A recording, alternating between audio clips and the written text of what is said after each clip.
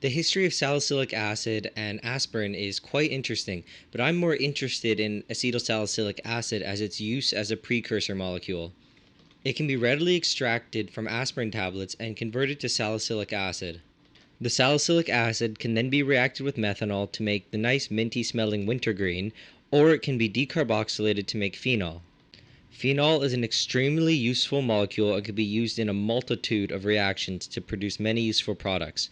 Just as a couple examples, phenol can be nitrated to form picric acid, or it can be reacted with acetone to form bisphenol A. I decided to attempt a pretty large extraction using 500 tablets containing 325 milligrams of aspirin each.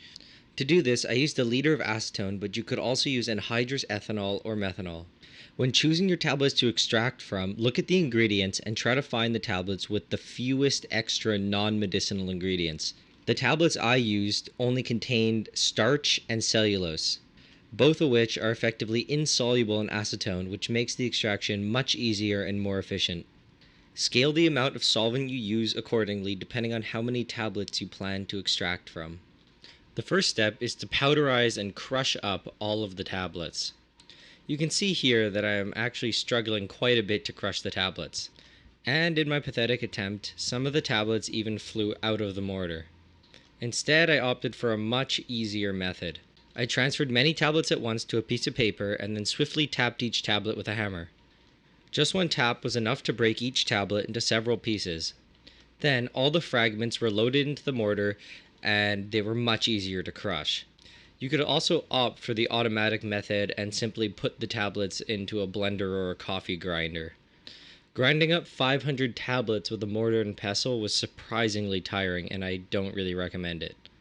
This is what the final powderized 500 tablets looked like. I then dissolved all of the crushed up aspirin in about 1 liter of acetone. You could easily replace the acetone with methanol or ethanol.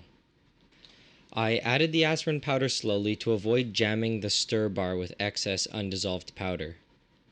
I let the solution stand for about an hour to let a lot of the starch and cellulose sink to the bottom. I then vacuum filtered the solution and I washed the starch cellulose solid twice with 100 milliliters of acetone. Now all that needs to be done is to evaporate the acetone to recover the acetylsalicylic acid. If you're at home, the best course of action is to transfer the solution to a large open-top container and then let it sit in a well-ventilated area to evaporate off all the acetone.